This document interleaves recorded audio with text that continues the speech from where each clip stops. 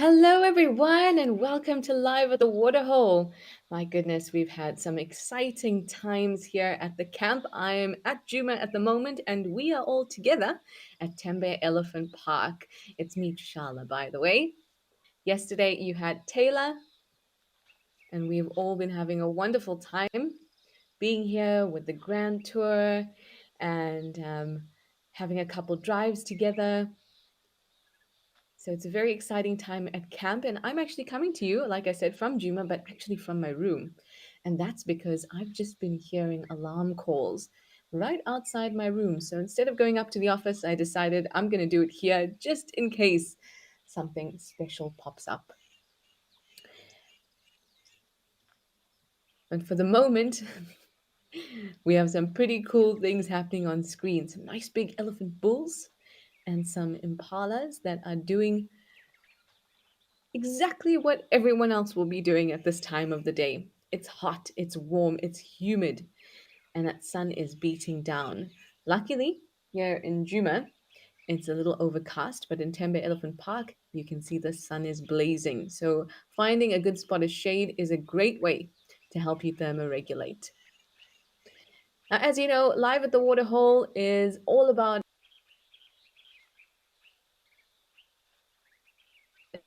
space to just observe.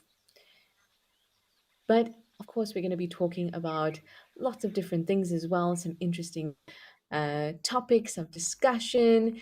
And you are most welcome to send through questions and comments because we're live and interactive as usual. You can do that by heading over to our website and registering, or you can keep up with the conversation if you just want to on Twitter or X. Remember to use that hashtag Wild Earth. If you're watching on YouTube, make sure to write at FC so we get your questions through. Anyway, we've now moved across to down the road for me. We're at the Juma Cam, and you can see what I was talking about. Quite overcast, but very, very hot and humid. Now, it's not a bad idea to stick on this camera because the alarm calls I was telling you about, I was hearing right outside our room here. I was just beginning to do checks for Live at the Waterhole, and Taylor and I both heard the alarm calls, and Taylor went out to have a look around. But it appears that whatever it was, most likely a leopard, drank at Gallego Pan, which is west of this camera, and Riatella Dam, which is where the camera usually points. Now we're just looking at some of the trees on the other side. But Gallego Pan is west of where this dam cam is positioned. Now it looks, or at least it looks to us as guides, that the leopard, we think, has moved even further west or west of our camp, but that doesn't mean that it can't come around and through to this dam cam. I mean, it's not even a kilometer. So when I say we think it moved in that direction, it's not because of tracks, because we couldn't find any tracks, but it's because we've had vervet monkeys right outside my door. In fact, it gave me a huge scare because I think I've been feeling a little bit jumpy today. That it might have to do with, you know me. I'm a one cup of coffee kind of person, and today I had a few more, and I was a little bit jittery. And these alarm calls started going, and then this big vervet monkey, just out of the corner of my eye, came right past my door and looked like it was about to turn in, and I got such a shock, and then realized it's only a vervet monkey. It's not the leopard. But that's what we were looking at. The vervet monkeys and the nyalas that were right outside our doors. And at first they were looking across to that pan I told you about, and then they moved and they started looking west. So that gave us an indication of where we think this leopard has walked to. But like I said, not even a kilometer from this camera. So this is definitely a good spot to be looking in. And what's also nice is if there are alarm calls, it's not only you that will hear them through the camera, but I will hear them as well because we are not far from this dam. And then we'll know, even if we're not actually at this camera during our show, we will know to switch over because I'll be able to hear.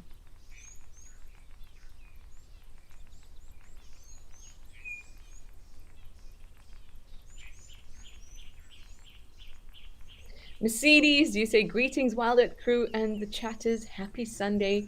Yes, it is Sunday. Sunday waterhole day. It's really, really cool. I don't think I've done live at the waterhole being at Juma before. And I really like it because, when I sit at home and you hear me all the time telling you this, that doing live at the waterhole is this beautiful slice of wildlife paradise that I get to insert into my day in the city. Now I'm out in the bush. I feel like my belly is happy and full with, I was about to say with wildlife, and then suddenly it didn't sound as good as it did in my head. With nice, happy, and full with nature. That sounds a little bit better. Now we've got a lovely lapwing taking a bit of a break. Weatella Dam is just a puddle at this point. We have had rains, but it's not nearly been enough to start filling up those dams and those pans. We did, I mean, it could be enough to kind of keep some of these seasonal pans a little bit damp, but seasonal pans fill up during the rainy season. They don't just they don't hit the water table in order to actually kind of be a reservoir of water. So things are a little dry on Juma still, but very green. Lady Macbeth, you say muddy puddle time. It's a long time since it was this empty. It really has been a long time. The last time it was this empty was the end of 2019, I think. I remember it so distinctly. You could actually just walk through.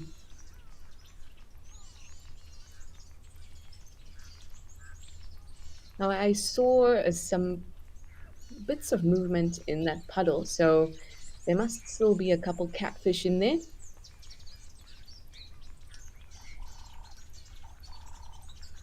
As soon as some predators figure that out, they will have a feast here. I believe there was a marabou stork that was taking out quite a few of those catfish. Oh, here we have some thickneys. Water thickneys on the left and Egyptian goose on the right. I mean, if I were one of these water birds, I'd probably be doing the same thing. They're never usually able to take advantage of this particular bit of prime. It's not really a prime location, is it? But it's an unusual one that they don't often get to take advantage of. So why not try it out? Penelope Canyon, you say you wish the KZN rain would go up there. Oh, yes. I know that KZN has been getting so much rain, as it usually does. But hopefully some will come down here soon.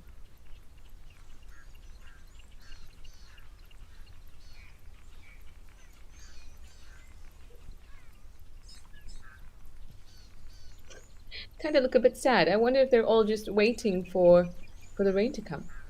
Trying to figure out what this small gray brown bird is because it almost to me I can only just see that it's a bird. I can't see any detail whatsoever. Could you be a gray-headed sparrow?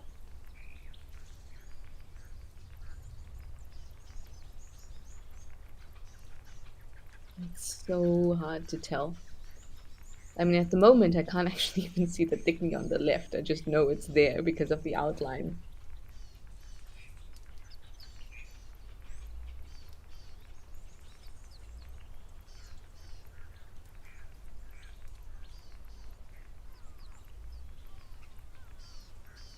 Now things have gotten a little quiet on the front, on this front where I am seated, in terms of alarm calls and all that kind of thing. So I am wondering if we could, our lovely Zoomy, if we could maybe pull out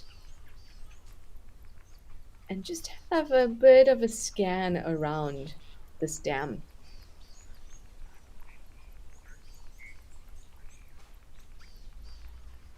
That would be lovely. Tlalamba and Chipondo, a cub, have been seen around here. If you don't know who that is, Tlalamba is a leopardess. She's dominant in this area, and I absolutely love her. And she's got a little girl, and they were in this area not too long ago, but they tend to go east from here. And most of the signals we were getting were from the west. Anyway, I've spoken quite a lot, and I keep telling you that what I love about life at the waterhole is that we can just really sink into the peace, the sights and sounds, being an observer. So let's take a moment. Oh, I know I need to take a couple deep breaths. My attention's all over the place, looking out the window, looking at the camera, all over. So let's take a couple deep breaths and be very thankful for what we get to see on the cameras.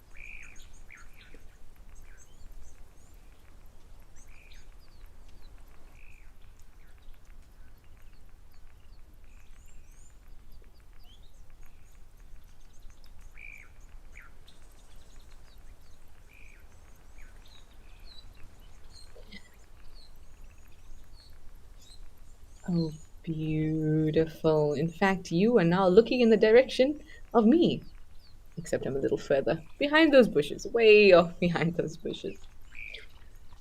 Well, like I said, I am going to be paying attention to all the sounds happening around here.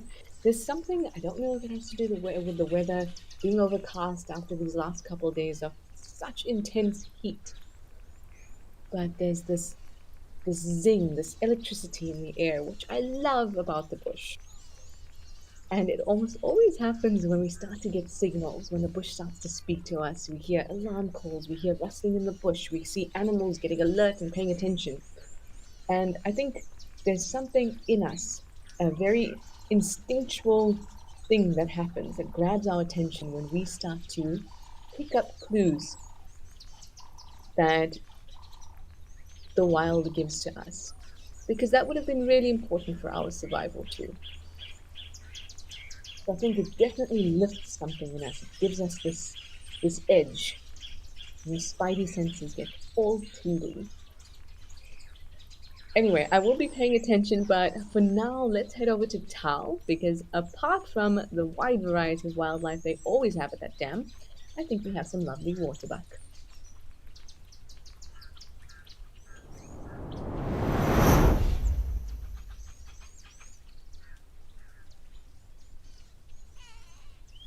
Oh, here we go. Tao is also in need of a bit of rain. We've got this waterbuck that looks pretty young. I wonder where the rest of the herd is. Some wildebeest at the back there.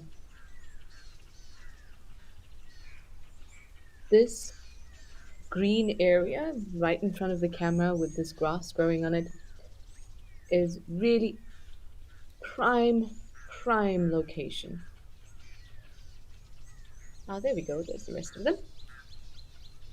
This area and this grass, you would have seen some elephants come through and eat on it as well. Can you imagine how juicy it is? It is literally growing out of the mud. Here we have an egret. Nice and juicy, nice and green. It's getting plenty of sunlight, plenty of moisture. Enjoying the temperatures. And the animals are enjoying it too. Actually, now having a better look in terms of perspective, you can see that that's a adult male on the left.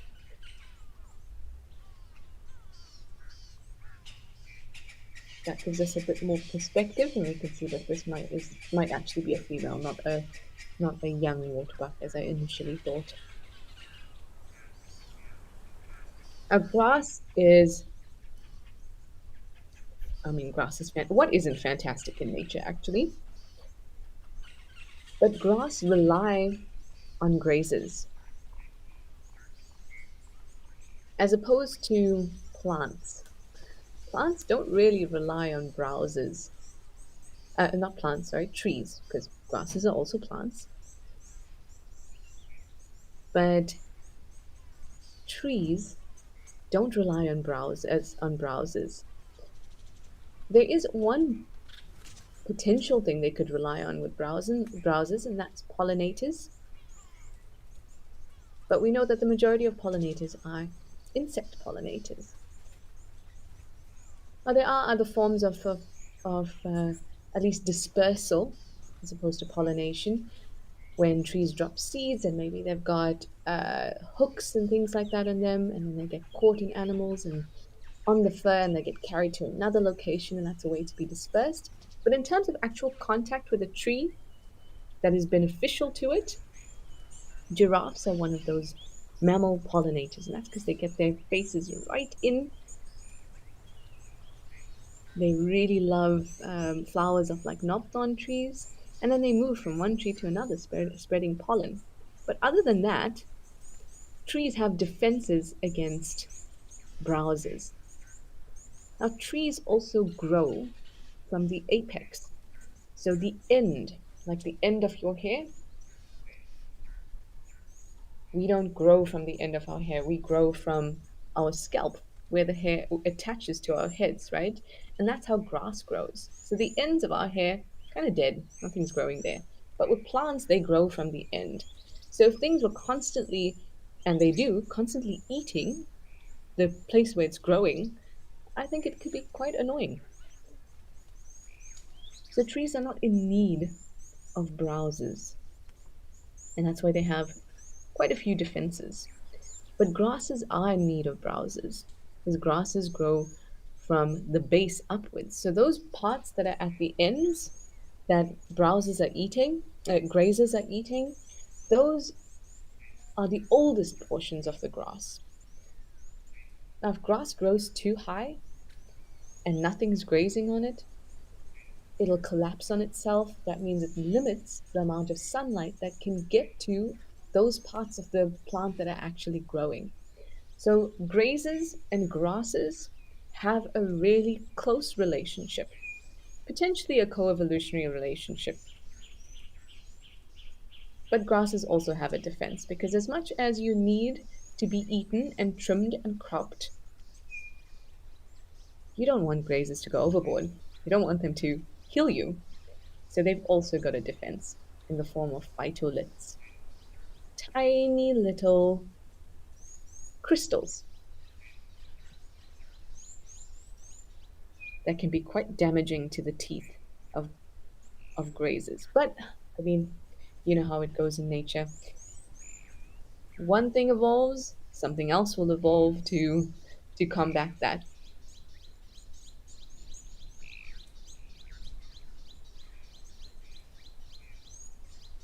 I think that's also particularly helpful when we get a patch of grass like this that's growing in in this muddy area. Nice and juicy. Maybe it makes eating those phytoliths a little easier on the mouth. But as you can see, very, very muddy. And they're actually struggling.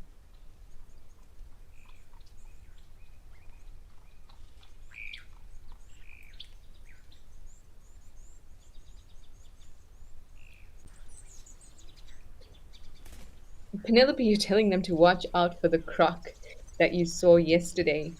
It's going to be so hard to see a croc in this because this is going to be a tough time for the crocodile. There's not a ton of water and it can get quite muddy. So the croc is going to be very well hidden. So, yes, indeed, they do need to watch out for the crocodile. And Lady Macbeth, you were commenting on those lovely wildebeest. There they come. What a procession. There'll be more on the way.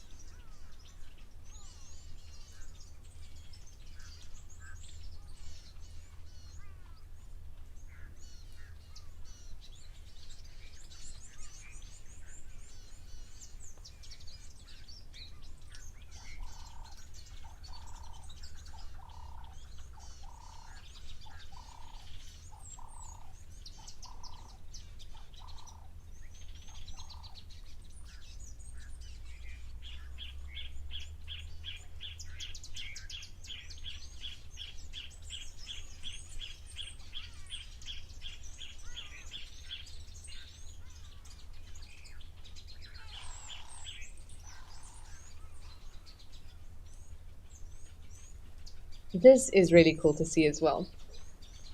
The Egyptian geese look like they're eating the grass, and to an extent they are, but they're specifically looking for little seeds. But they do love the grass.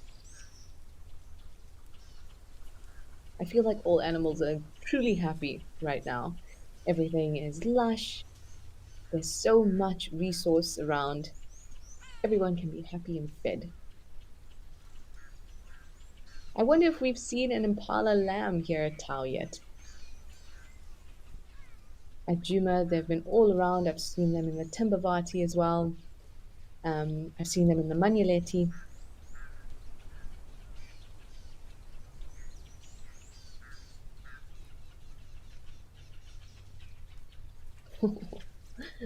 Look at their legs, almost completely covered in mud.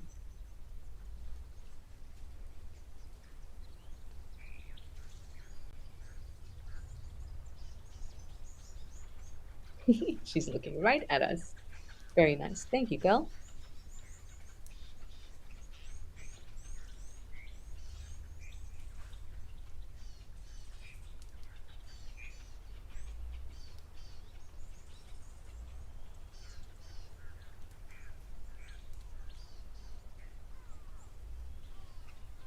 I wonder if we'll be able to find that croc because I'd be very, very interested to see where it is. I mean, if I were the croc, I'd probably move across that way where there actually is a bit of water.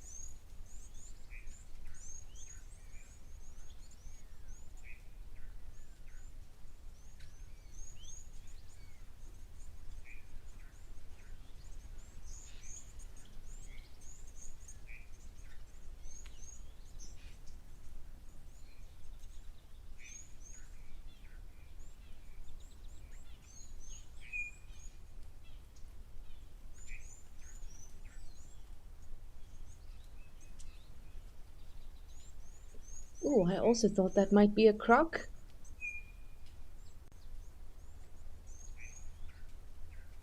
but no. Just lots of very dry, muddy soil. Well, it can't be dry and muddy, can it, Trishana? The top is very dry, but underneath it'll be quite muddy. Now the top will form this crust that you see here.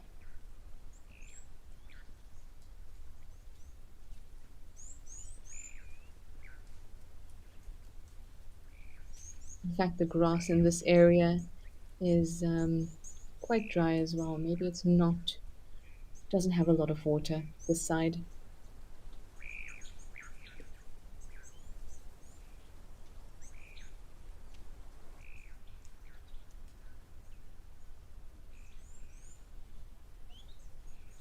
Yep, towel could definitely do with a bit of water.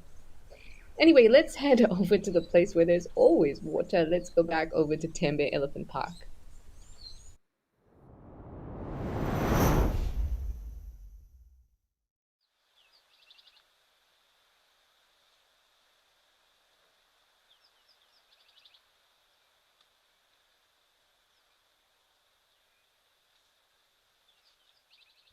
Wow, look at that.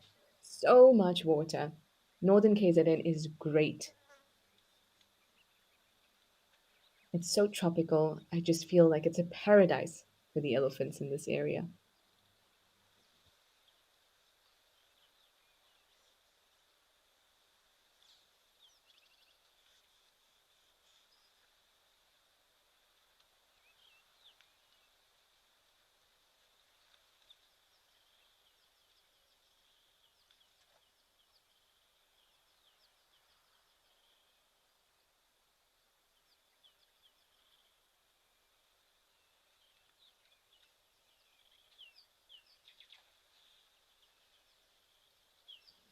Oh, we have a jacana. That's cute.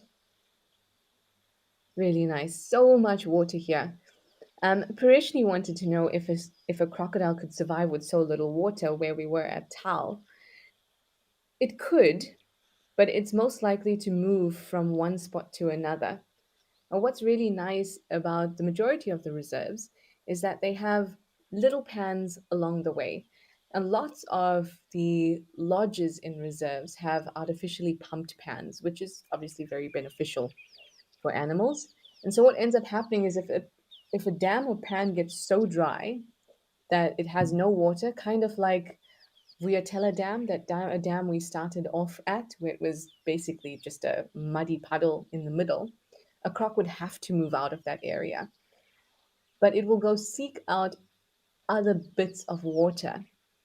And through its life, it will know where those bits of water could potentially be, where there's permanent water sources, where there are these seasonal pans, and it will go investigate those areas.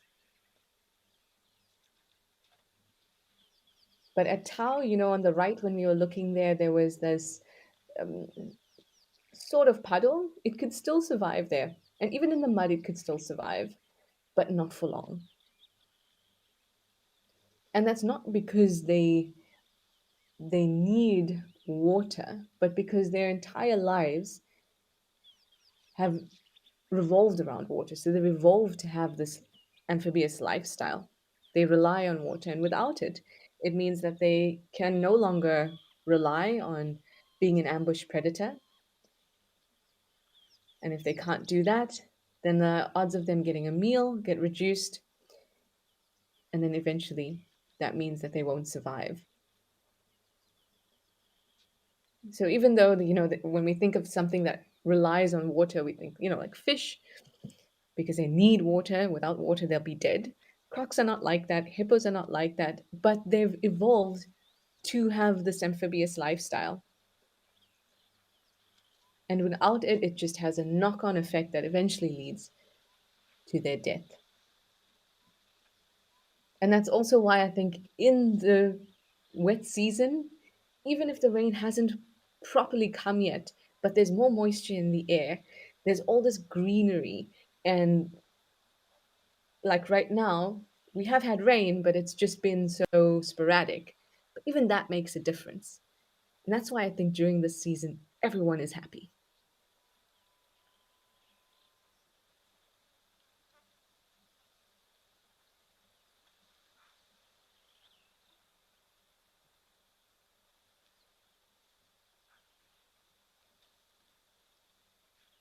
Oh, that's also interesting. So Prashni's just sent me another question and says, um, will they then be so exposed that they become prey? Unlikely. Yes, they will be very exposed, but crocodiles are apex predators, and we sometimes tend to forget that because it's not the typical apex predator that we see when we go out on safari. We're not thinking of them as the apex predator. We're thinking of lions and leopards, but they will easily take a lion or leopard if they come to drink at the wrong point. So crocodiles are really high up there when it comes to being a predator, and nothing is going to mess with it. If it's an adult crocodile and it can still react, other predators are going to be very tentative and they're going to try and avoid the crocodile. But I have seen lions go after a crocodile before, um, but usually it has to be the whole pride, and the crocodile has to be very vulnerable, i.e., away from the water, and either injured or maybe even exhausted from having to move from pan to pan looking for water.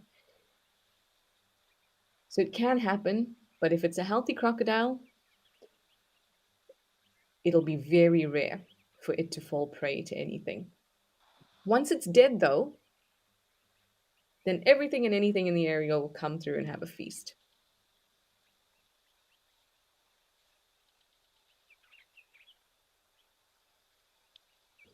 Spas, you say that Tembe looks very peaceful today and you hope we see some animals. We've already seen so many. We saw some lovely elephants. It looks like they're There's some cloud cover here as well. Usually that means more rain, which is fantastic. Sorry, Penelope. Am I hearing? I thought I just heard an alarm call, but now I'm getting confused whether it's coming from the camera or from outside my room. Nope, not coming from outside my room. Maybe I'm mistaken. There's a Nyala standing right here, which is very helpful. Basically, an alarm system for me. If there's even a whiff of a predator, she'll let me know.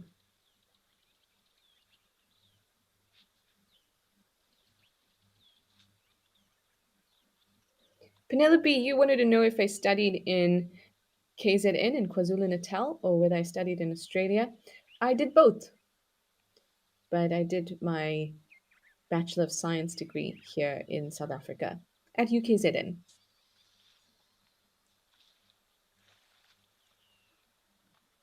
Oh, this is great. I love an elephant in the water. Go ahead, give us a drink because I'll be so quiet and you can just enjoy the most magnificent sound, my favorite sound in the bush, elephants having a drink.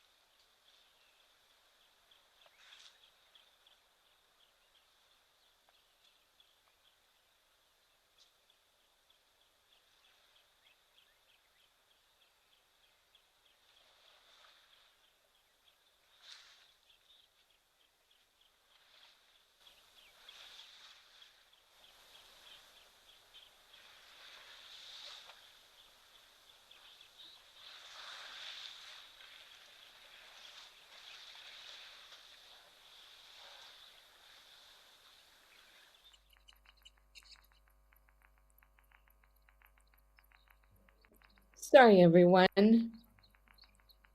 We'll be back at Timber in a moment. We might even be able to go back pretty soon. It looked like the camera was coming back to life at the end there with that magnificent elephant bull in the water. But I'm glad to be back at the Juma Cam and having a look around. I wonder where that leopard has moved to. You know, when it's overcast like this, and given that it's slightly cooler than it has been the last couple days have been crazy hot. 40 degrees, 42 degrees. Sun has been burning. And so now that it's overcast, we will see movement from predators at any time of the day. You know, usually we say the best chance to see a predator is the cooler parts of the day, early in the morning, late in the afternoon, towards the evening, and of course overnight.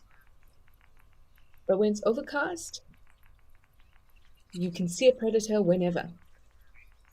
And that's what I love. I love going on game drive on days like this because you literally never know what you're going to find.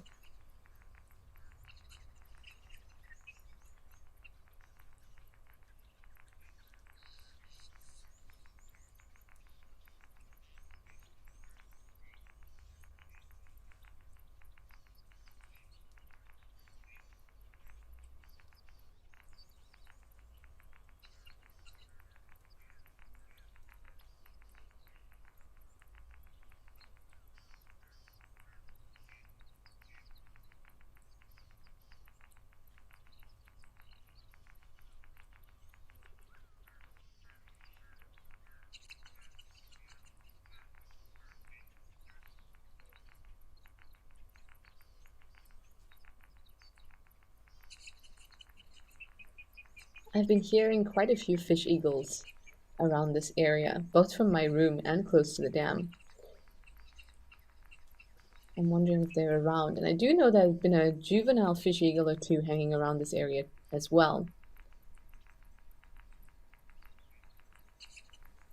I would love to hear their call and see if you can actually pick up that they're juvenile just based on their call. I think that would be really interesting.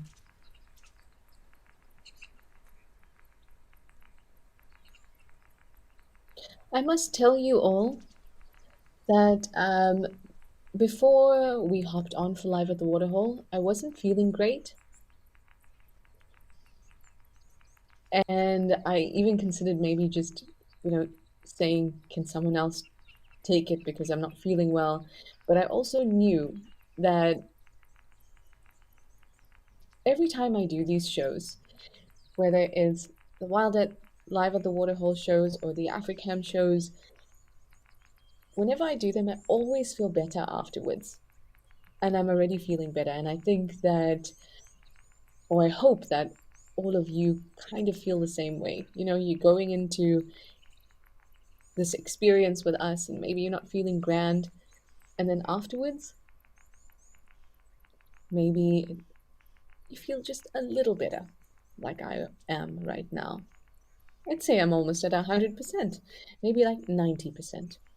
By the end of it, it should be 100%.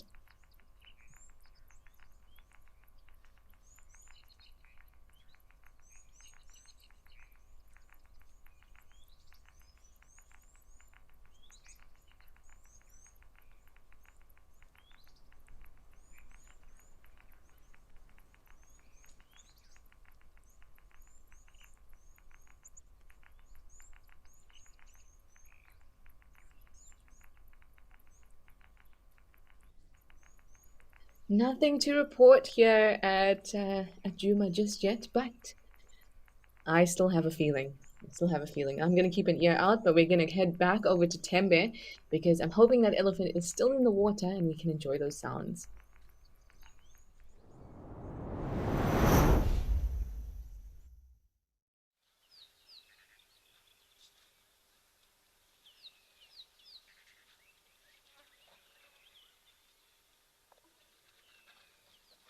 I remember I was saying that I thought I heard alarm calls.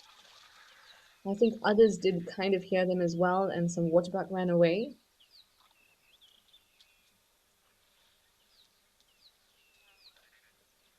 So there could still potentially be something around, perhaps the lions. We see them quite a bit on this camera. Oh, we've got a nyala, hello. But I think I can hear the elephant still.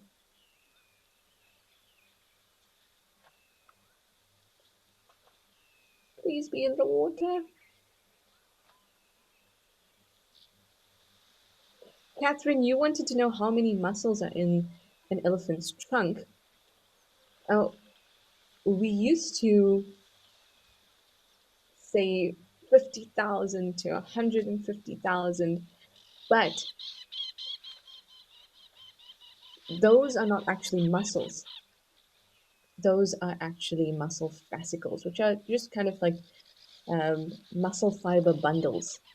But in terms of actual muscles, there's only around 16 in the trunk. And that's because nature works on things that already exist. Very rarely does something spontaneously come about as a result of mutation. So if we think about our own faces, we have a similar number of muscles in that area too, about 16, give or take. So imagine that kind of structure. It already exists in so many animals or so many mammals, that many muscles in that facial area, and then selection or selective pressure works on that, and those muscles get elongated, bigger, stronger, hydrostatic, like in the case of an elephant's trunk. So they do have a huge amount of muscle fascicles. But when it comes to actual distinct muscles, there's about 16.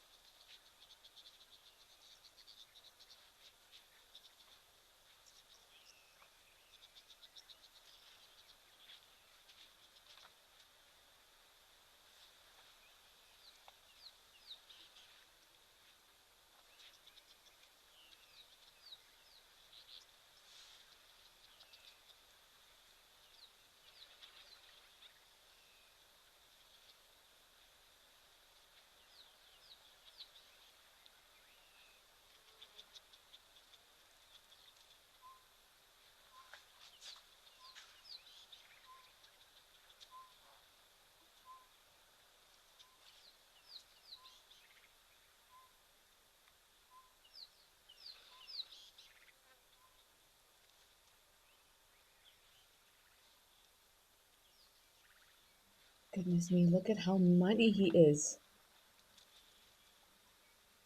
I wonder if he's got mud on his eyelashes as well, because when they put mud on their eyelashes, I mean, don't specifically put mud on their eyelashes, but they splash their faces, just like that. And in so doing, they get mud on their eyelashes and kind of gives the same effect as putting mascara on your eyelashes. It really highlights the length and almost adds some length and volume. Not what they're going for, but it happens anyway. And then you get the most magnificent view of just how long those eyelashes are.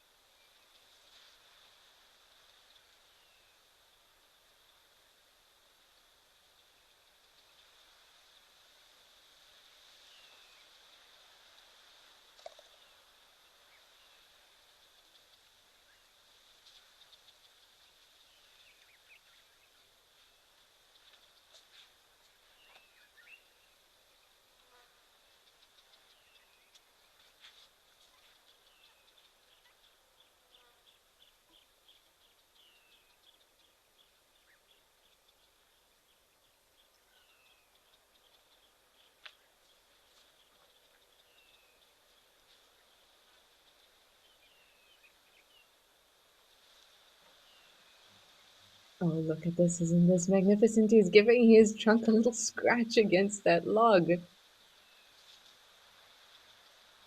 I think this makes me feel like I don't know if this has ever happened to you, but have you ever been bitten by a mosquito on your finger? It's awful, but it's also such a small area that it's hard to scratch it properly. And I feel like when there's a need to scratch your trunk, if you're an elephant, I feel it's like that. Trying to get that itch on the finger. You look satisfied. Where else are you going to scratch now?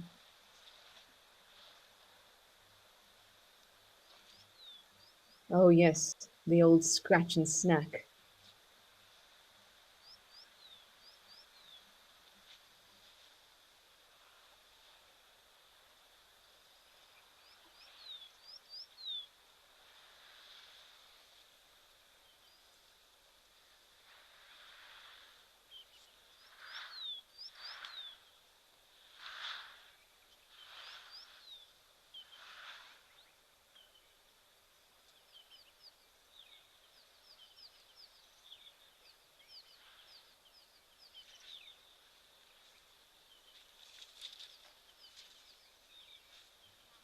Oh, wasn't that lovely?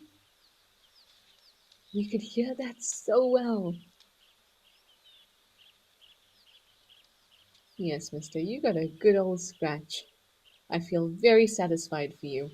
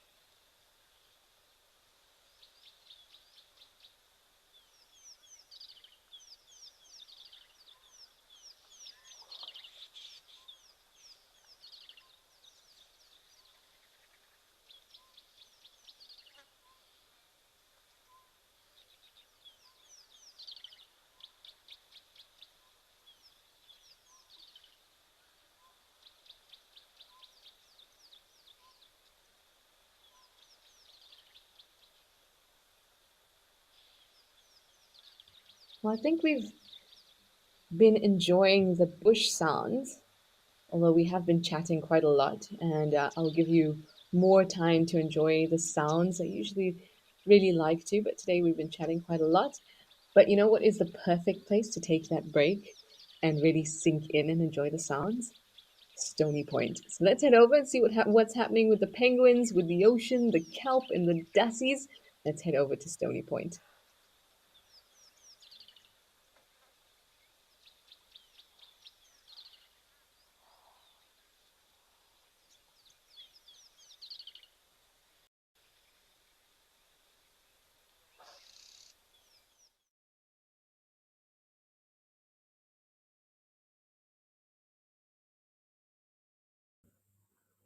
Oh, lovely white-breasted cormorant standing right at the jetty here. This is so nice. We get a very close view.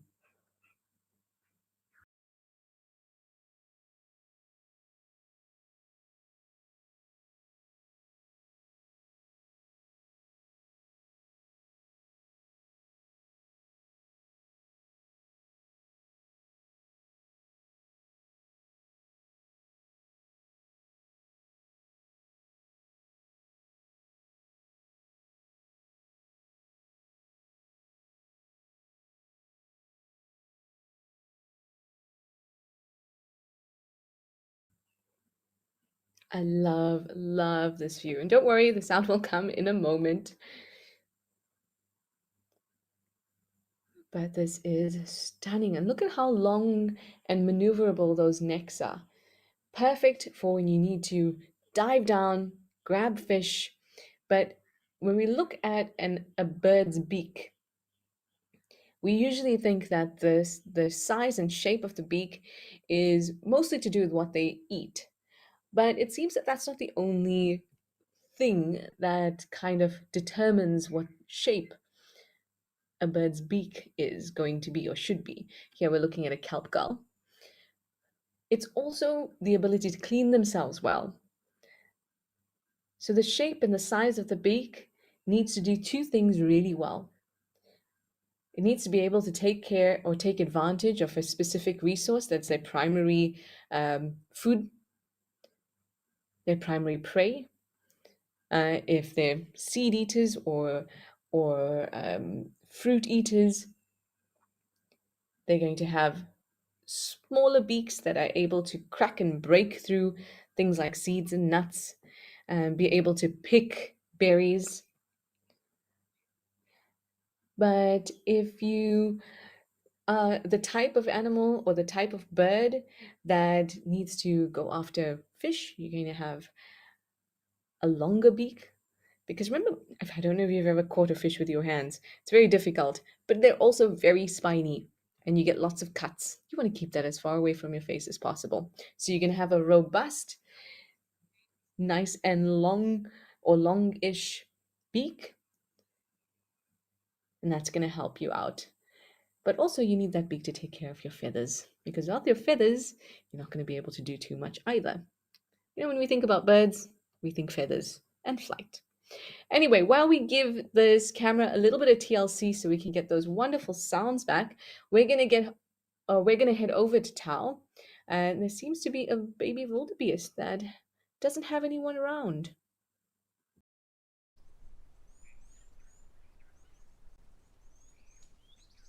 Oh, that is not a baby wildebeest. Um, that actually looks like a dead impala. I'm having a tough time with perspective here. I can't really see if this is a newborn lamb or whether it's a little older, but that animal does not look alive. I'm just going to be quiet for a moment and I want to see if I can see a breath. You might see the rising and falling of the chest area, the back. I'm not seeing that at all. Well, we'll head back over there in a moment because that was a very interesting thing to see. But Also, not an unusual thing to see at this time of the year. There's so many lambs around, impala lambs, that it's not unusual to see a few that are no longer alive. But we'll head back there and have an investigation. It did look pretty small after we pulled out and was able to get a little bit of perspective based on that log and the elephant behind it.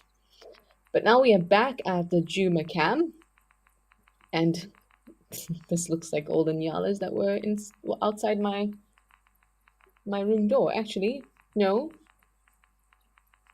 there's still three nyalas outside here.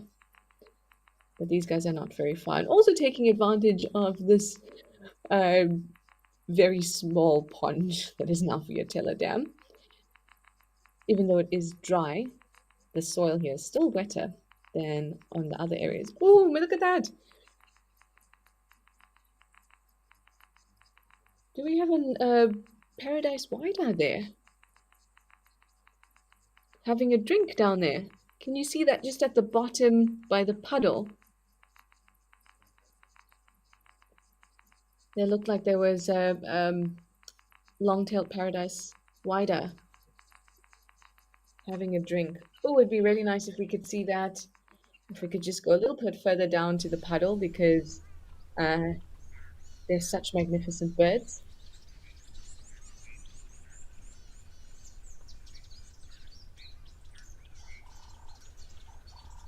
I hope it hasn't flown away. It probably has by now with all the movement. Let's see, are you still there?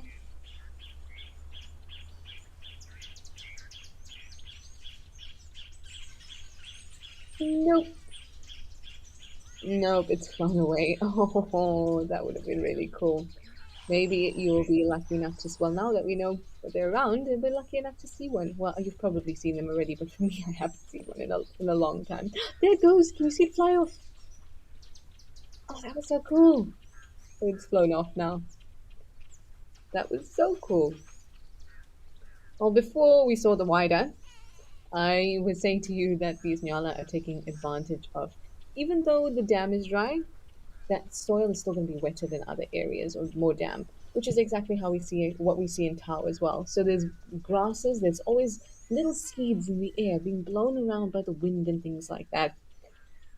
If they come and drop in this area, perfection. Nice and moist, and all this wonderful juicy grass sprouts up. Everyone's going to be taking advantage of it. Not particularly grazers, but you might get the odd mixed feeder as well. Maybe even a browser can come through and just take advantage of a resource. We see that a lot. It's not when we talk about things being particular types of hunters, particular type of diet. You get exceptions to that too, and that happens especially when there's an abundant resource.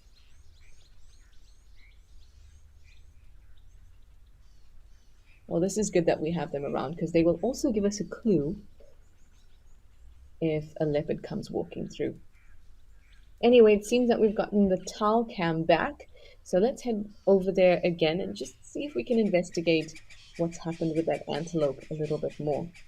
Hopefully it's still alive.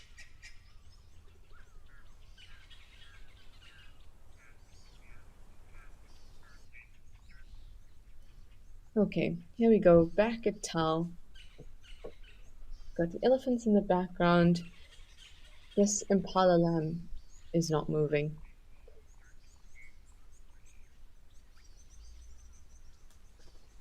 I wonder if it could have gotten stuck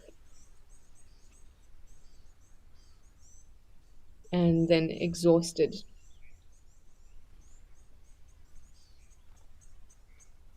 I have no idea, and it's really sad to see this. Really sad. But at the same time, nothing goes to waste in the bush. Now, at a young age, every mammal is vulnerable.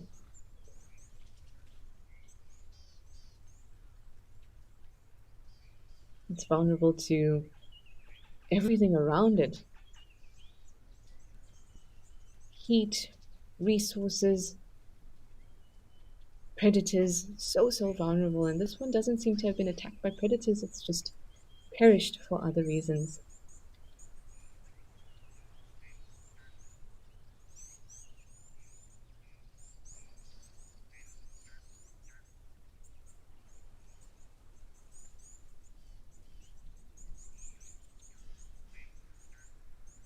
If I were just to guess, I mean, it's so hard if you're not there to be able to inspect um, the body of an animal.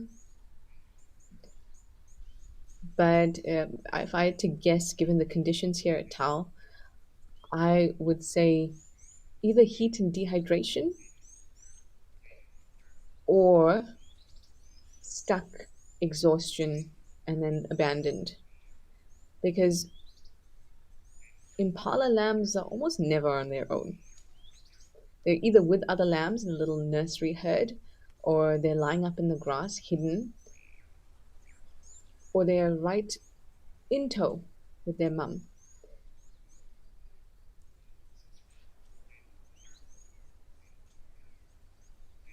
Ah, so Zumi say it is a wildebeest.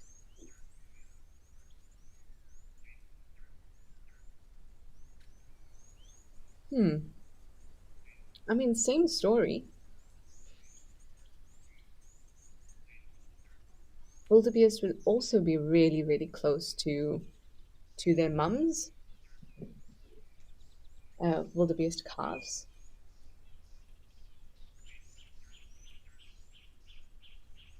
Thank you so much. So Zumi's just sent through a message and said that it was following an adult wildebeest and then walked into the mud and it looked newborn.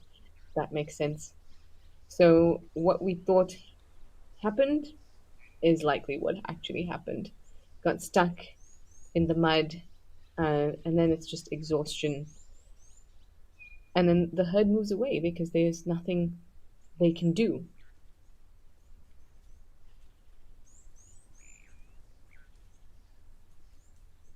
Now, wildebeest calves are uh, very light when they're young like this, very brown, looks very much like an impala in terms of color. But if you have a look at the face, which I can't see very clearly now, so really thankful for the Zoomy to send through that information. But the wildebeest face, and of course the mane on the back, is a dead giveaway. Face is always darker and of course looks like a wildebeest. But in a heap like this, it's a bit tough to say. So I'm really thankful for Zoomies paying attention. I wonder if when this happened, can anyone tell me when it happened? Because if it happened really recently, like in the last hour, it might be alive, but just exhausted.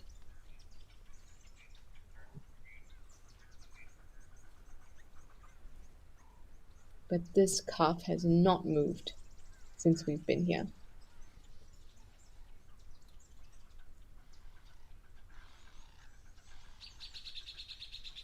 Another thing. Oh, there we go. It is alive. It is alive. It just moved its ear. Hooray, it's alive. It just moved its ear. It's been picking its ear up and then put it down.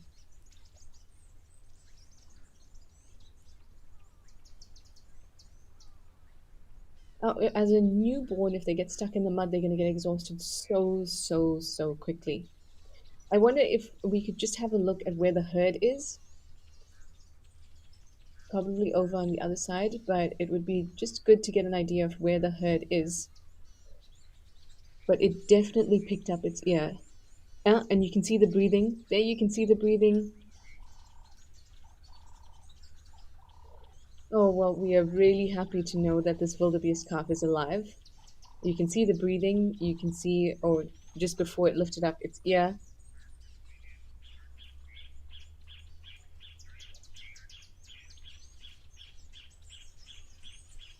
Thank you, Zoomies. So the Zoomies just told us that only about 10 minutes ago did they notice that the calf was there. which is great news. It means that the calf has just been lying there for about 10 minutes, like you said, and we can see the breathing, we can see the ear moving. It would just be really good to get an idea of where the herd is.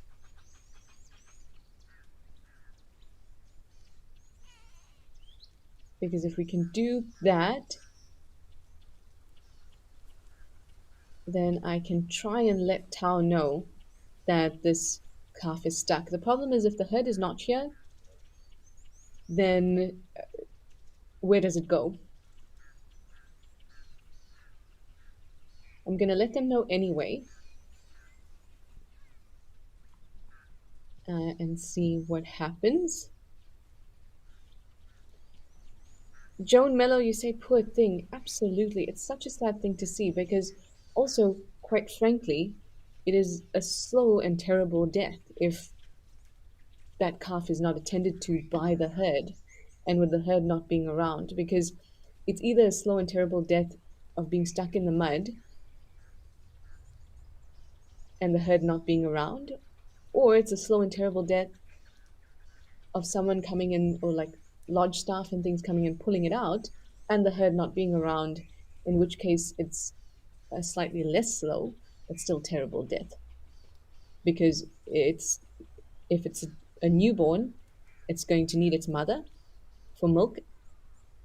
It's also going to need its mother for protection, and it'll be most vulnerable. If a predator comes through, that calf is gone. So it really, if we can't find the herd, it spells death for the calf. Linda, you say could the elephants not offer help? There have been instances where elephants have helped other animals, but we have to think about what the benefit to the elephants would be, because that's how things work in the wild. Things need to be mutually beneficial. There are very few things that happen completely altruistically. And for the elephants, this calf really doesn't mean anything to them. For one, they're probably not even going to notice because it's motionless.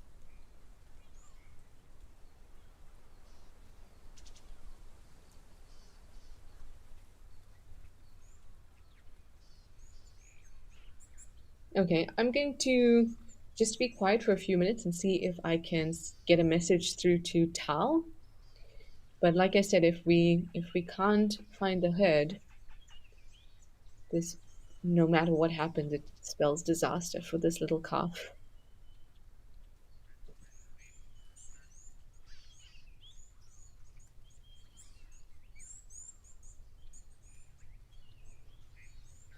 Yep, exactly. So our Zoomies said that the Tao Rangers did rescue a zebra foal a few months back. They've rescued a couple. But the thing is, when they rescued it, the mums and the herds were still around. Because if they rescue a young animal and there's no adult around, no mother around, they're just keeping it alive for a day more. That's it. So if we could have a look around, that would be fantastic. And Tao Rangers do come and rescue animals stuck in the mud. They've rescued zebra foals, they've rescued elephants. So they can certainly do that, but we need the herd to be around. So maybe we could just have a look around, check out if we can see anything, any sign of wildebeests, and I will be right back, see if I can get a message through.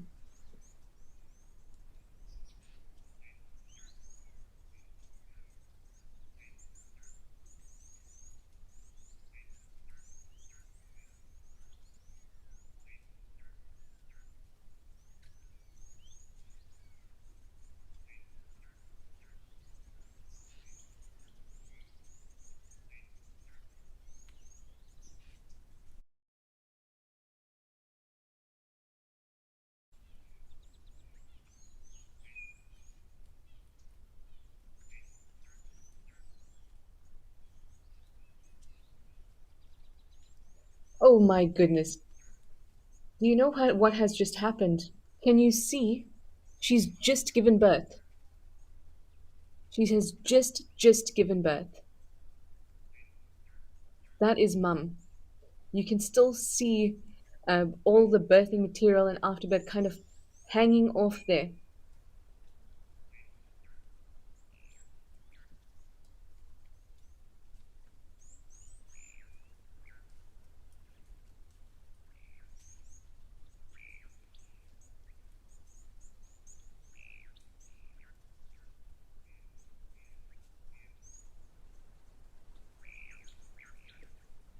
Can we maybe just zoom out a little bit and see just how far they are? Because this is fantastic. I sent a message through. Let's see what happens. I hope that they will come through and assist. But at the same time, I don't know if there's something wrong with the calf. Is it actually stuck or is there something wrong with it?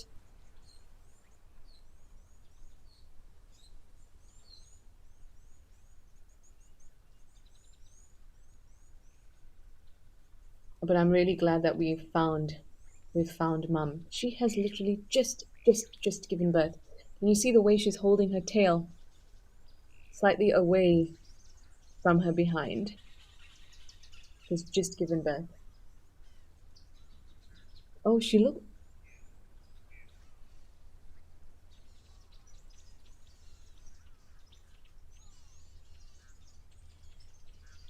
holding up her tail again. What's going on, Mama? No, don't go away. Now, usually wildebeest calves get up pretty soon after birth, very soon after birth, and follow mum. Yes, they're wobbly, but she needs to be there to stimulate this calf. But this is actually giving me a lot of hope because this calf has just been born.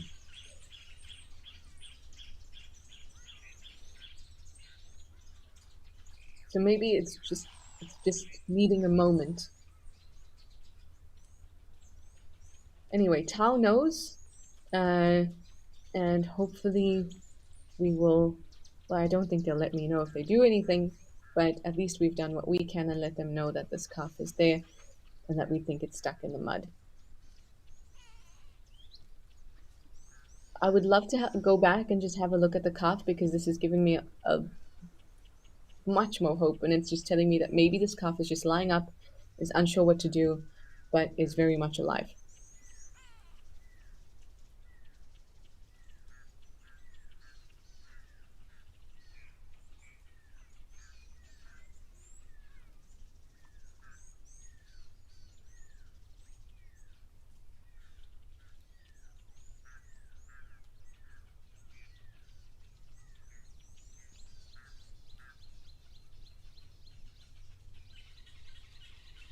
Thank you, Zoomies. Zoomies have said that the calf did follow Mum to the waterhole, so that's great. It means that that the calf was moving and walking, and all good.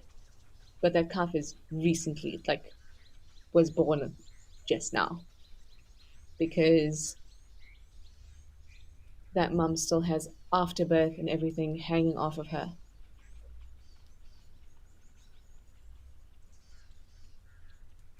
Oh, it looked like it's moved its head a little bit. Remember before we could only see one ear, now we can see both ears.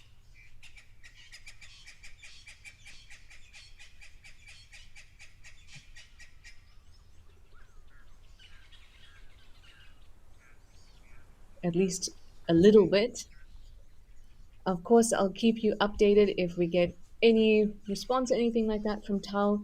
But I think based on all the information we've gotten, seeing the mum, seeing that she's recently given birth, the calf did walk and did follow her to the waterhole. And on the return, I'd imagine, got stuck here. So, and Tao knows, so I'll keep you updated. And hopefully we get a positive outcome here.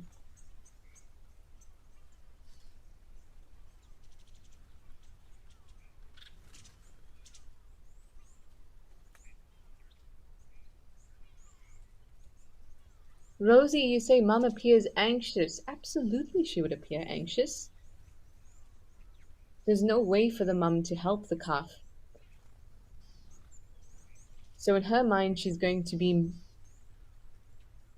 trying to make a decision on whether this calf is, this is going to sound rough, and it's not the way that we might think about our own children, but this is how it happens in the wild.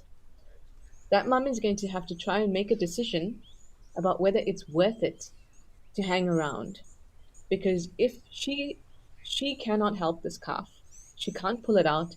You need human intervention to help out this calf. So there's nothing she can do. So she's going to have to make a decision right now about whether it puts her life at risk if she sticks around or not.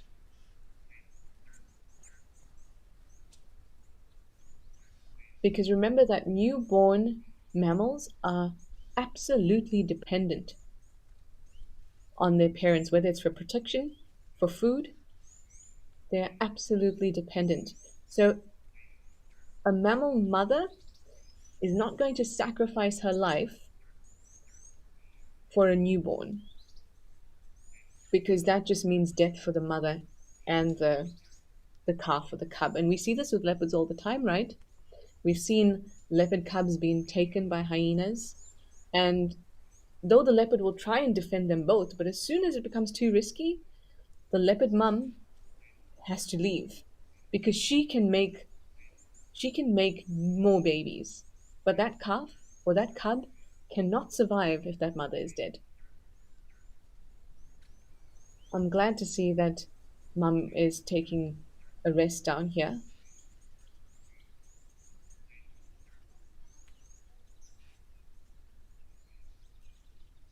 If she's too close to the calf as well, it could draw attention to the fact that there's a calf there, which means easy pickings for predators. So this could be a strategy on her behalf.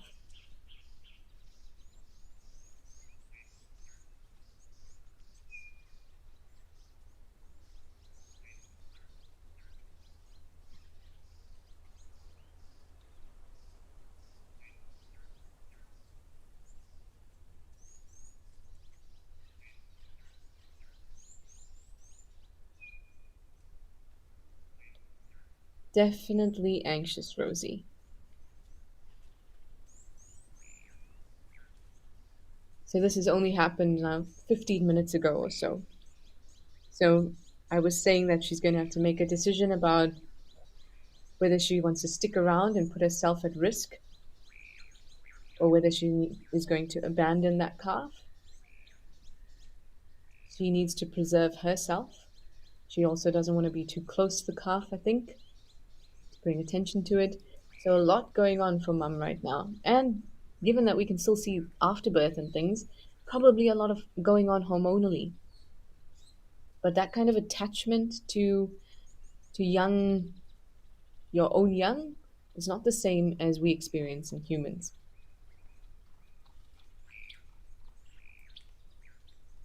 Hopefully she sticks around for longer, and Tau rangers will be able to make their way there pretty soon.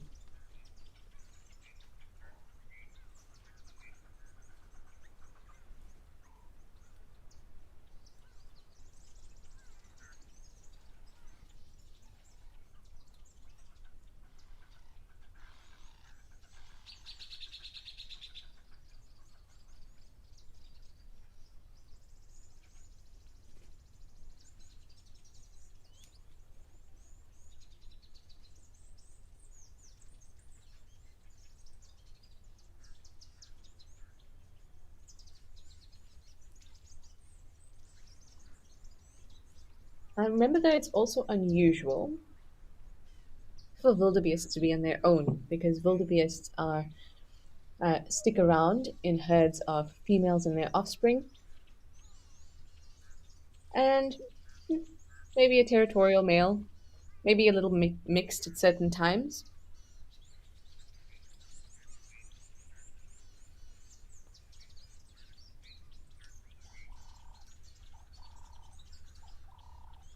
So what has happened here is that this calf has been stuck and the rest of the herd has moved on and she's stuck around here. So that means that, like I said earlier, she sticks around too long, which means that she'll be at risk. Because wildebeest and other herd animals are, or they find safety More people or more animals in your herd, more members means more eyes, more ears to keep yourself alert. Now it's just her. So her calf is easy pickings, she is easy pickings. She has left the herd, or the herd has moved on,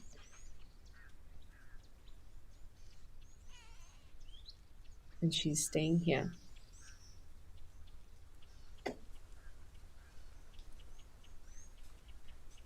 Lenny, you're welcome. You're absolutely welcome.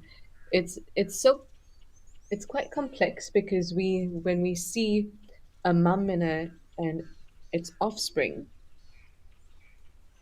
we we think of ourselves. It kind of hits this very human nerve in us because we think of our own, well, our own children. But if you don't have children, you think about people in your care, people you love, and people that you wouldn't abandon. But that's not the case in the wild because remember, mum can always have more offspring, and that calf cannot survive without its mother. So she's not going to be forsaking herself for the survival of a calf that can't survive on its own. Doesn't mean it's an easy thing for her to do, but it is what we see out in the wild all the time. I'm not sure who this question is from. Maybe it's from um, the ladies in the director's seat. Not sure. Maybe it's from Lenny. When would mum give up on the calf and move on?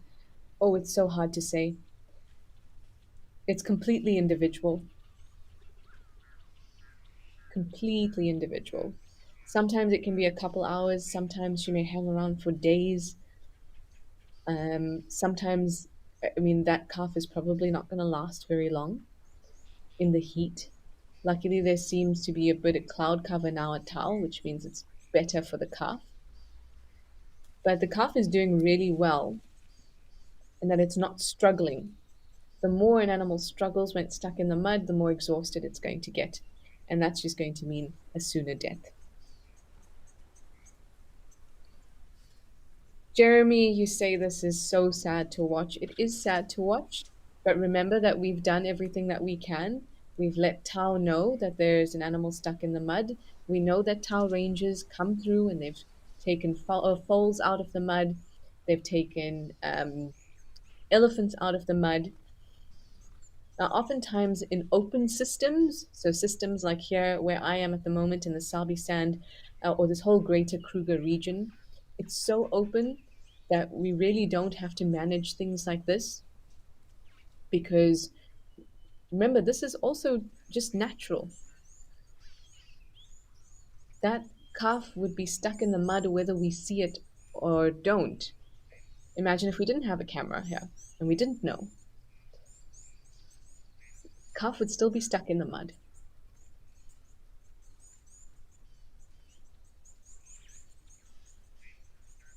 It's sad to think about, it really is.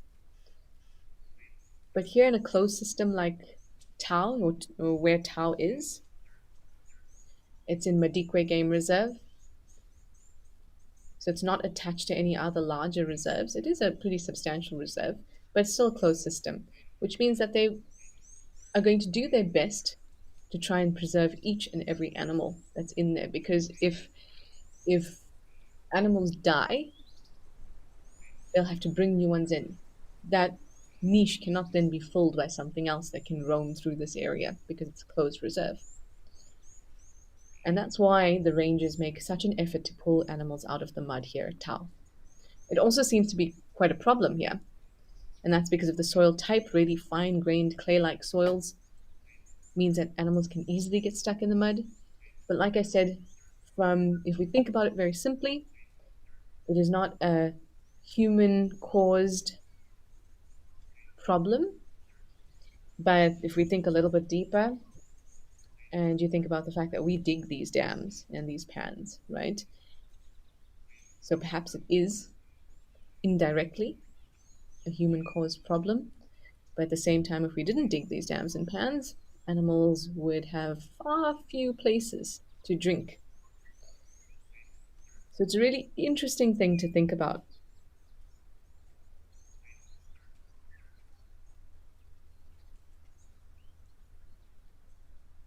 Animal lover, you wanted to know, would the calf be alarming at this point? No, that's not what calves do. The calf will is doing exactly what it should be doing, which is sitting tight.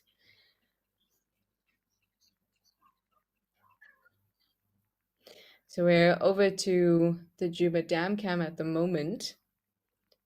We'll keep track. We'll keep track of that calf and the wildebeest in a moment. Anyway, let's head over to Victoria Falls. Animal lover, I'll tell you a little bit more about why that calf is not alarming once we get there.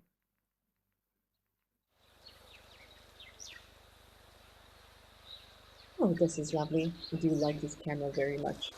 So a calf won't alarm, even if it sees a predator.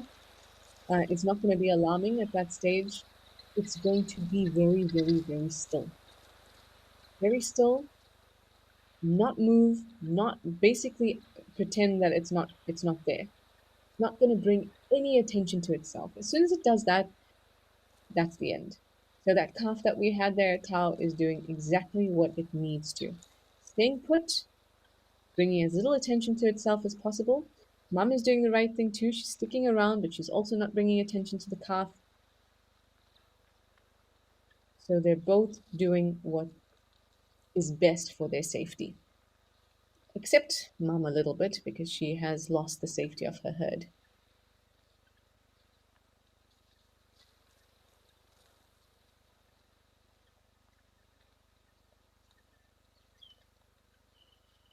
I think things are going to end positively, everyone. Tao knows. I think things are going to be just fine. And there's nothing that can put a smile back on your face like seeing a marabou stork cleaning itself with its lovely little throat pouch swaying in the wind. Aren't they beautiful? I think they are.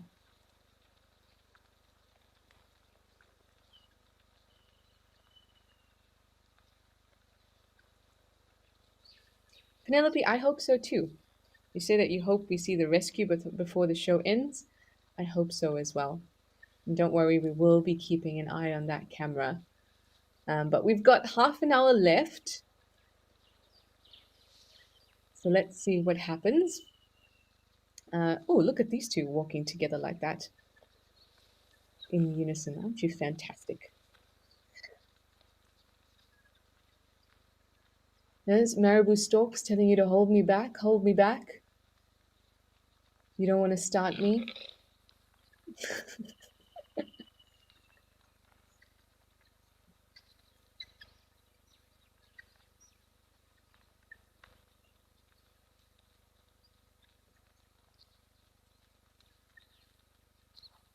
Well, what they're actually doing is cooling themselves down. Imagine yourself when you're hot. You're not keeping all your limbs close to you and giving yourself a hug. You're spreading out. Expose as much surface area to the air as possible.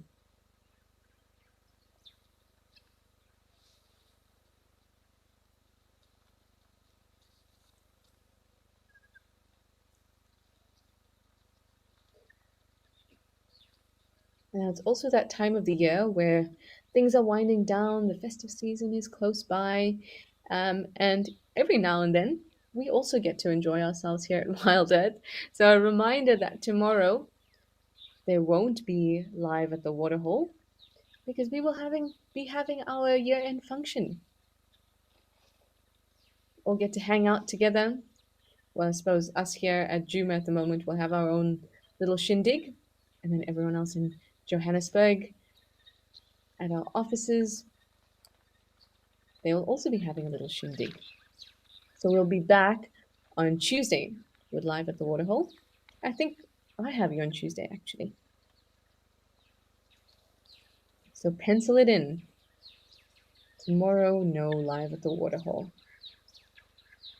But be happy for us, because we get to have some fun. We get to eat some good food and be merry. Anyway, we've chatted quite a bit. Let me see if I can get an update from the Tau side. And let's enjoy the sights and sounds here at Vic Falls.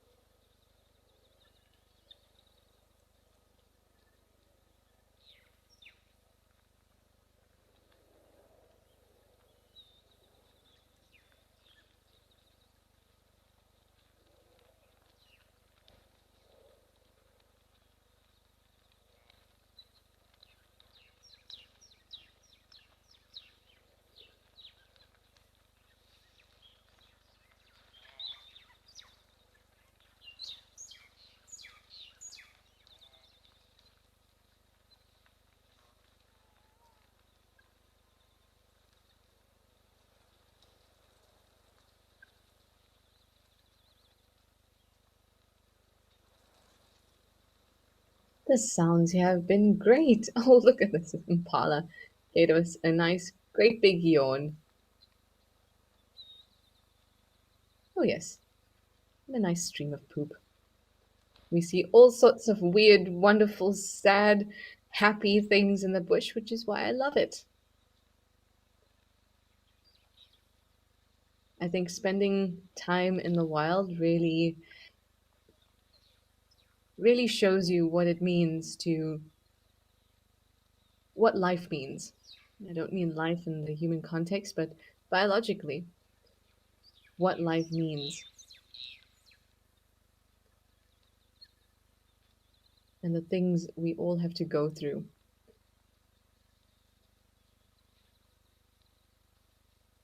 Essentially, there's a constant fight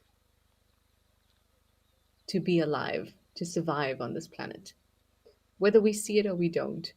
It's a beautiful thing. Even um, when we look at plants and we see this serene, gorgeous place like we see in Tembe, where it's full of grass and water plants and trees and flowering plants. They are in a constant struggle. They are constantly competing with one another. The grasses want to take over and want to create a grassland. The trees want to take over and want to create a forest. Constant states of competition happening all around us. The fight to survive.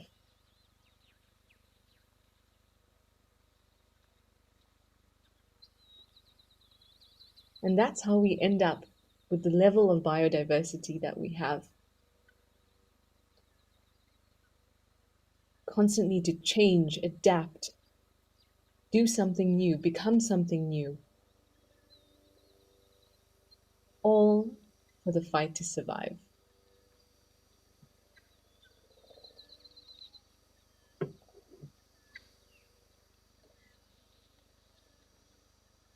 Rosie, you say, how would the rangers be able to negotiate that mud? The calf looks heavy. And then Impala is tiny but seems to be buried deep down. So the zoomies actually told us that it's a wildebeest calf. So wildebeest calves are the same or similar color to Impalas when they're newborn. Uh,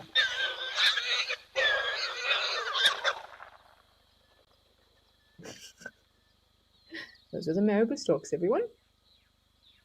And here we have a yellow bull stork being very shy, staying away from its cousins.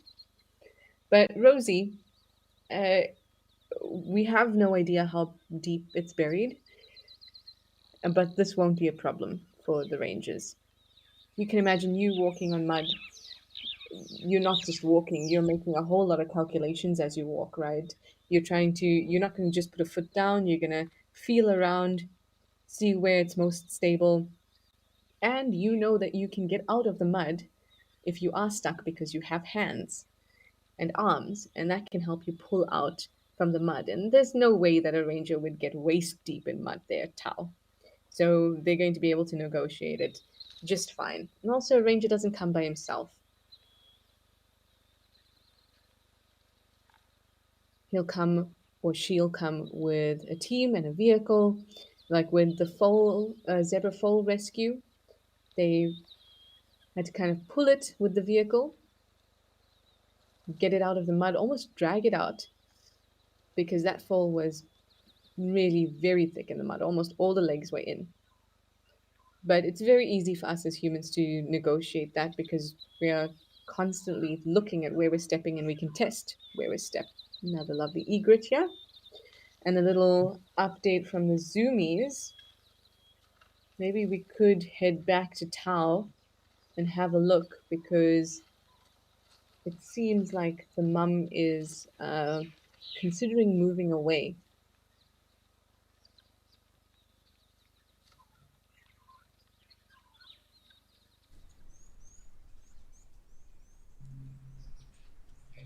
There we go. There's mum. I think she's still confused.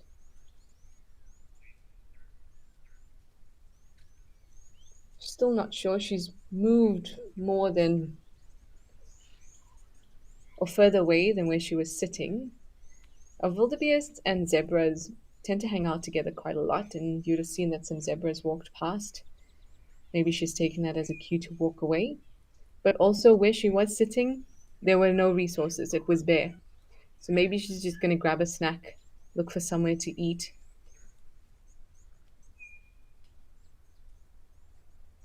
You can still see the afterbirth hanging there.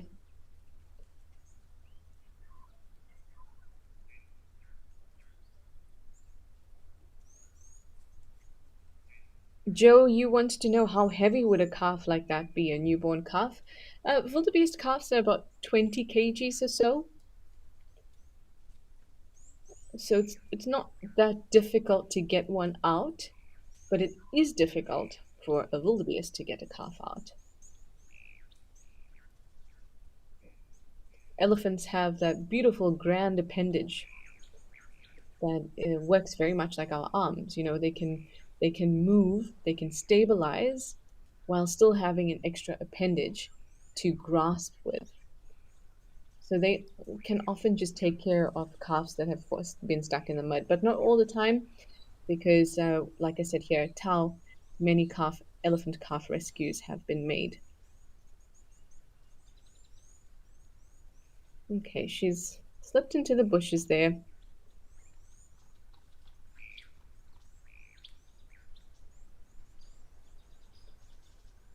Shall we have a...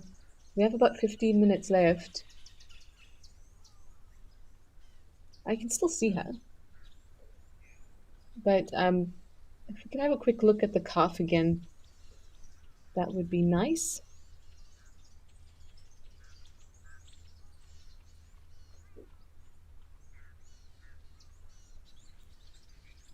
But the calf is doing the best thing it can. As soon as it starts struggling, it exhausts itself, and that is not great.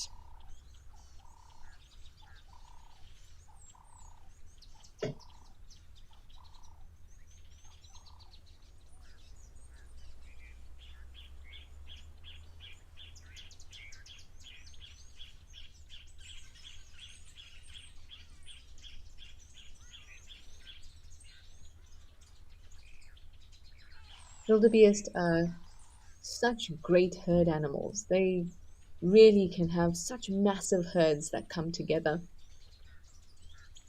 And for the mum to be on her own without that herd, that's tough. It's really tough. But like I said, I'd love to have a look at the calf. See how it's doing, see if anyone's on their way.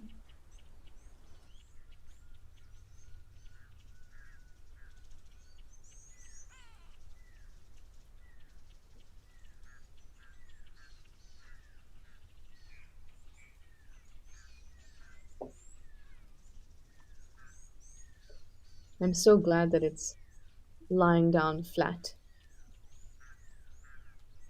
If you have ever been stuck in mud, or you were perhaps 5 years old and thought you were going to be taken in by quicksand, the best thing you can do is lie your body flat and try to pull yourself out. Because as soon as you're vertical, you're just putting all your weight on a smaller surface area, which is just going to get you deeper. This is the best thing the calf could do right now.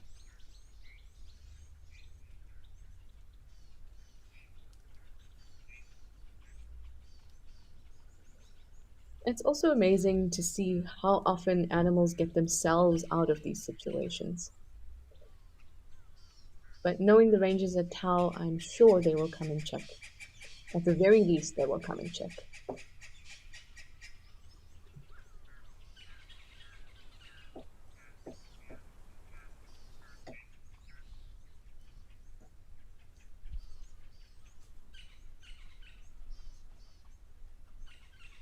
I'm really glad to see small movements as well. Little movements of the tail, little movements of the ears. Great indicators for us, but also conserving quite a bit of energy for this little calf.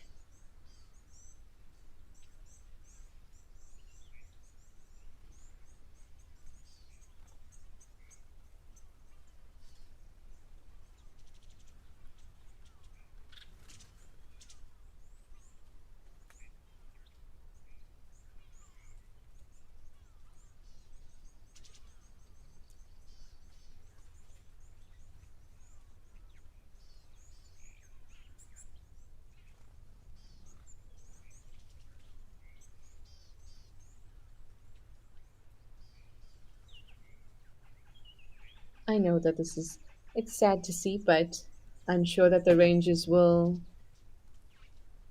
come through. I just really hope that Mum sticks around. That'll be most important. For young calves, the biggest threat, young wildebeest calves, are things like hyenas, lions. I mean, lions and leopards, of course, as well, but hyenas tend to be numerous. They're one of the most numerous big predators that we get around our reserves. And we know that they are strong, they're coursing predators. They and being coursing predators is important because if they're ambush predators, like leopards, for example,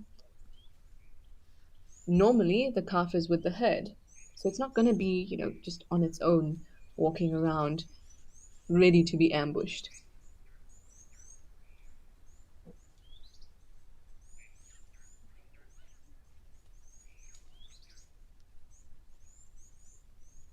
So being in a herd is really, really important. It kind of protects you from ambush predators. In fact, it's one of the theories on how herds form.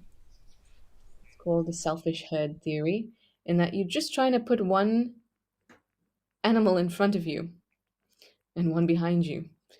And so you imagine you trying to put an animal uh, in front of you, and then or behind you, you want to get in front of them, and then you just keep doing that. Suddenly, herds form. We're back at Juma, everyone. Of course, keeping an eye on that camera at Tau. And if we have any updates, we will let you know as well.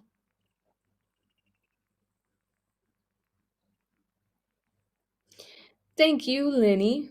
Thank you very much for wishing us a happy year-end party tomorrow. Thank you very, very much.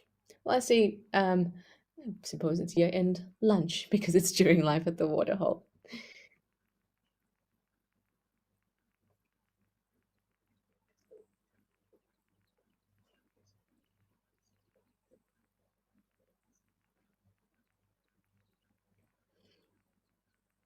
Lovely lapwings, very nice, but otherwise still pretty quiet here at Juma and pretty quiet outside my room. So nothing to report in terms of alarm calls and things like that. But I am quite excited because I think that this afternoon I'm going to jump on the vehicle with Taylor.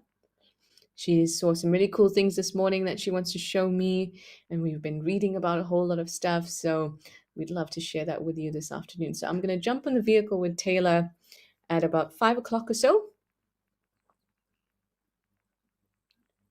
But of course, she'll be out at 4, ready for game drive. Rosie, you wanted to know about Sunset Drive. So Sunset Drive tomorrow is still happening. Tomorrow is Monday, so we're not going to be live tomorrow. But if you're talking about Sunset Drive, if you can get an update on the wildebeest during Sunset Drive, of course. If I know anything, Rosie, I will let you know. Like I said, I'll jump on the vehicle with Taylor. So if I hear anything by then, I will definitely let you know. Sorry, Rosie, I thought you were asking about our year-end lunch because obviously that's on my mind. Did you see the catfish, the barbel moving around in there? Wasn't that cool? Don't show yourself too much. Someone might swoop out of the sky and have you for lunch, barbel. Anyway, we've got a couple minutes left. Let's head over to where there's a little bit of action. Let's go back to Vic Falls. There goes the catfish again. I'll be keeping an eye on this cam and the towel cam, but let's head to Vic Falls for now.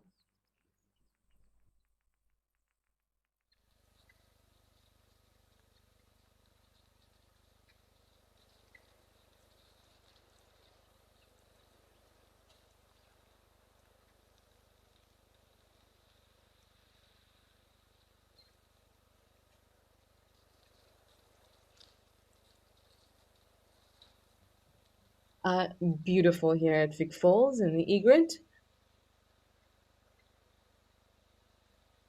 But it seems like everything's happening at Tau, and it also means that I don't know, for some reason the camera's not loving us at the moment there at Tau, but that's okay. It might be the heat, but we're gonna go over because that crocodile that you all wanted to see, it was, oh my goodness,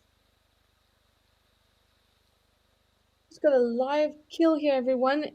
This egret's gotten itself a frog.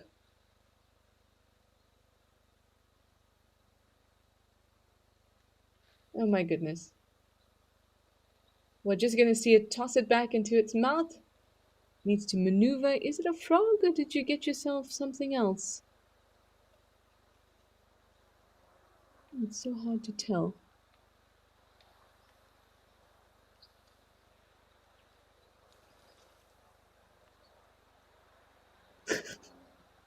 Maybe it tried to get a frog, but instead got a piece of grass. But it was wiggling very much like a frog. I'm still looking at it.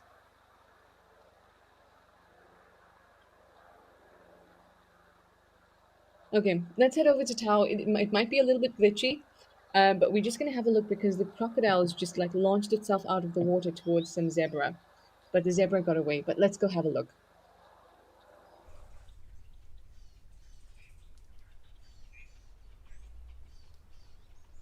Wow, I made it sound really exciting, right? But the crocodile is there. I think I see it in the water. Is that the croc? I was just monitoring the Tau cam just to keep an eye on whether there was any movement in terms of ranges coming through, anything like that.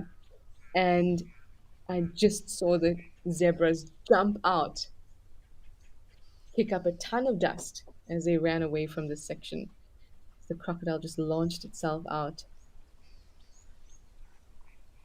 This time of the year is, before the big rains have come and filled up the dams. It's hard. Oh, we've got a wildebeest there, but that's not mum.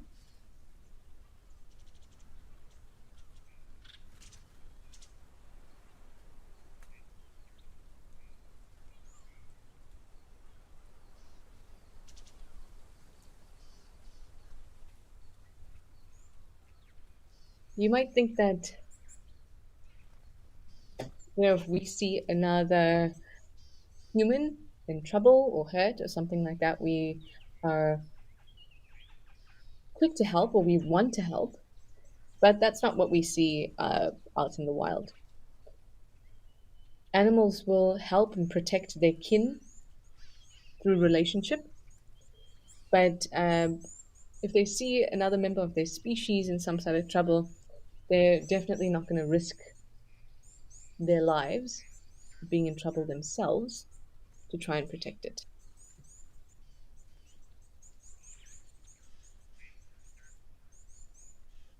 And not too much has changed on the calf side. You know what's actually quite nice as well is that because the calf is so close to the water and the mud, I'm really hoping that that side of its body is nice and cool. I do wonder if this wildebeest, if he'll come and check it out though.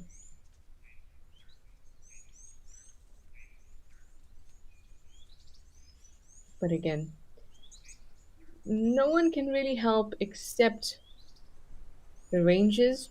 And I suppose if this elephant bull decides that he's feeling like he wants to help out, of course, can't comment on that because I know nothing about the decision making process.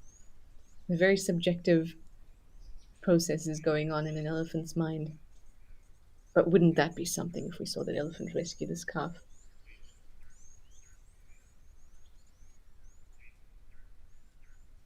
Hillary B, you say it looks like the elephant is keeping guard if the baby's stuck in the mud. I think that it's very human to hope that that's what's happening, but there really is no evidence that that's what's happening. We know that elephants like that spot for dust bathing. The calf has kept such a low profile, it's unlikely to have even gotten the attention of the elephant, which is exactly what it needs to do. So I think that's just a really nice human thought. And also because it's still alive, it doesn't have any kind of specific smell that might draw attention either. So I think the elephant's just being an elephant. But it is a really sweet thought to think of it as the elephant standing guard.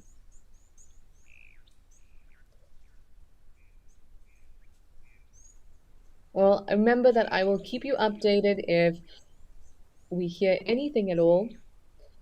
And I'll do that this afternoon on the afternoon drive. I'll join Taylor at about 5 p.m. or so.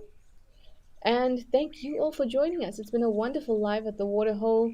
It's kind of been a little dramatic and action packed, but we've had some really awesome sightings and some awesome discussions. And I always enjoy spending this time with you. And I do feel great now.